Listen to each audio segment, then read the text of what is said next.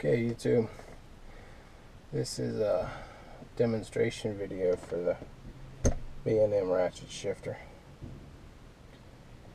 A lot of people have asked for a video of this shifter in action with the car running. I'm about to take the shifter out because I'm changing the transmission, so I figured I'd get the video real quick before I take the transmission and shifter out in favor of a completely different setup.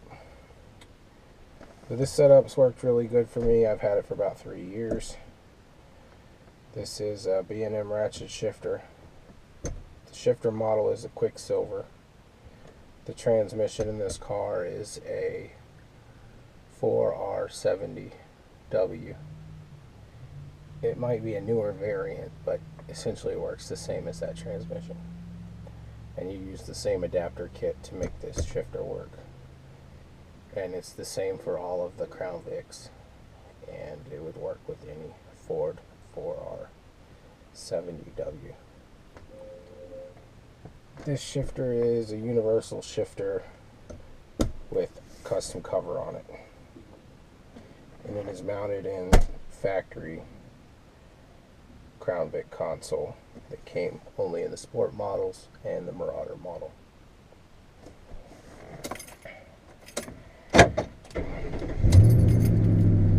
So the first thing I'm going to show is normal driving operation.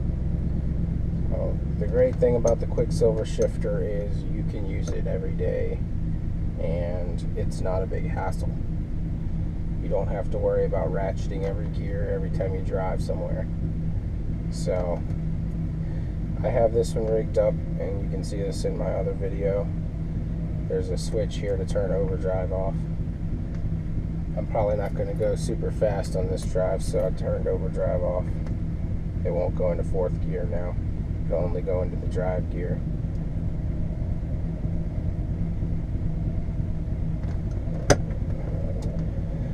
So to engage reverse, you lift the shifter and pull it back one detent like you would any automatic shifter. And then to shift down into drive, neutral, and drive. So that's all the operation that you have to deal with to drive this shifter, to operate your car like a normal car.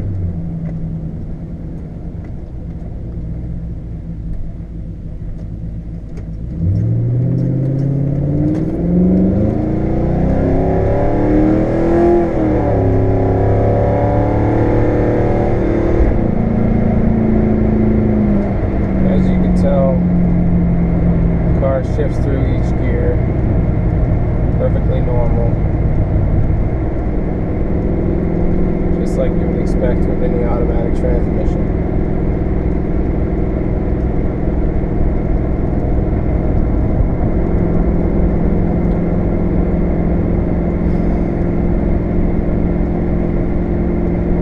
Let's see.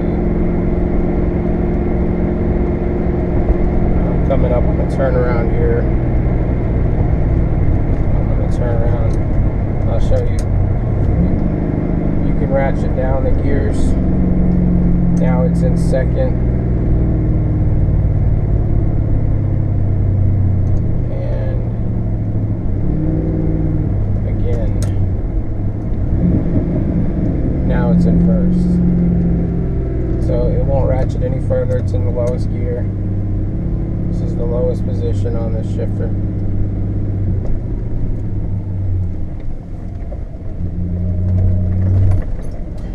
Now to put it back into reverse or park, you have to ratchet back to drive, and then you can shift into the locked out gears. But when you put it into ratchet mode, it will not shift into reverse or park. And when I take the car to the shop, I always have problems with the tire guys. For some reason, when they're in drive, they will ratchet the car into neutral The shifter does not lift when the car's ratcheted into neutral. So then they can't figure out what to do next. The solution's pretty easy. You just pull it back into drive and the shifter lifts again, and you can put it back into park or reverse or whatever. So that's reverse, neutral, drive, ratchet into second, ratchet into first. Oh, there's another car coming. I'm gonna wait for them to come by. And yeah, so ratchet all the way down to first, wind up first, ratchet into second, wind up second, ratchet into drive. You can install a manual valve body in the 4R70 and a reverse manual valve body and ratchet the opposite direction. So you have to ratchet down into drive, and then you'll go back up towards first. And if you have a manual valve body, that's probably the way you would want to use it so that it's more streetable. I don't know why you'd street that anyway, but yeah, so we're in drive. Let's ratchet into first.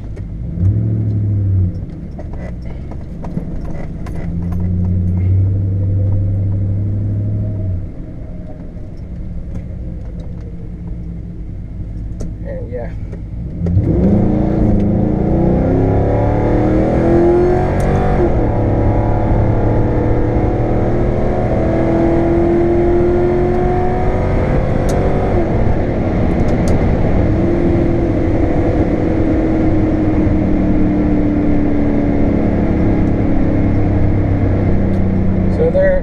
Strong pull from first to second to drive, then I popped it back into second for a long downshift pull.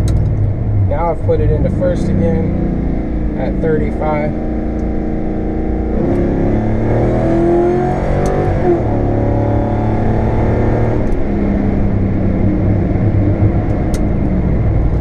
And that's pretty much how the ratchet action works.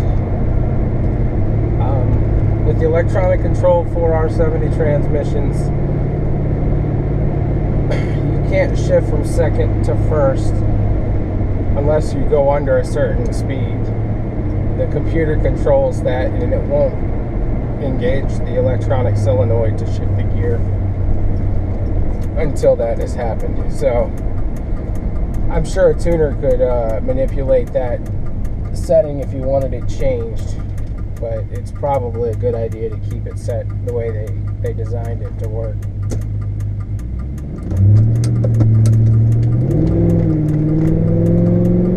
Move one more time for you. First.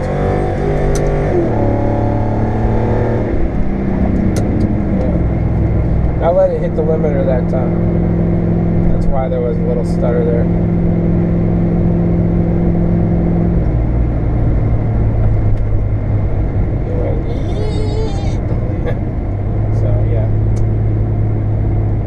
I don't really know what I have the limiter set at in this. I never paid much attention to it, and I usually don't shift to the limit or rev it to the limit.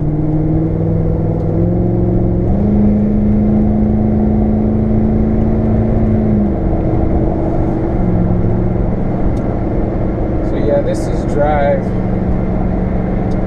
at 54 miles an hour. I run about 2,500 RPMs.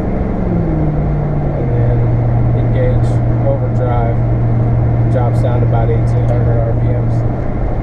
The car has 373 gears, so they're a little steep,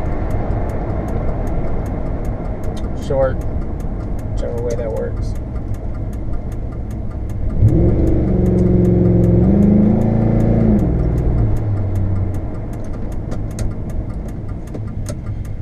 Now I don't have overdrive locked out, but you can still run 1, 2, 3, and then it'll automatically shift into overdrive.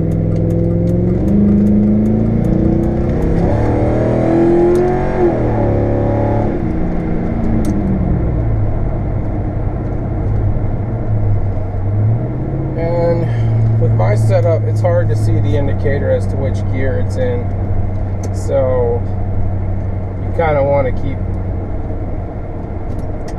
mind on that and remember which gear it's in.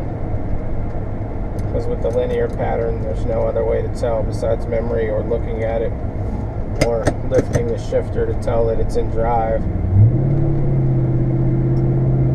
Depending on how you're geared and how sloppy your converter is, you might confuse second and drive a little bit, depending on the speed you're running and things like that. It's happened to me a couple of times where I thought I was in drive and I was in second. And then finally I pushed it into drive and I was like, oh. Alrighty then.